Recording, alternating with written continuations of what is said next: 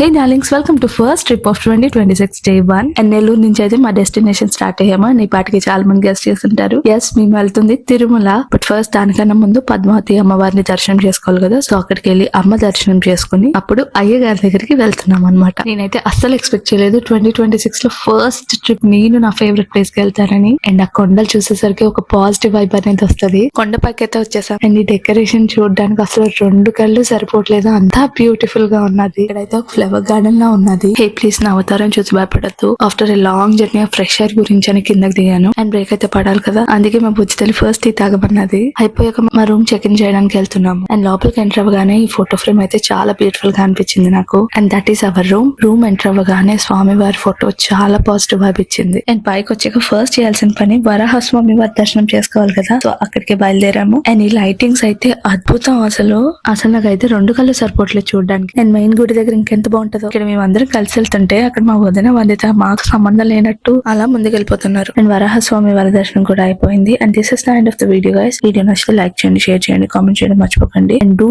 Subscribe to my channel. Stay tune for day 2. Signing off. It's me Shri. Bye by.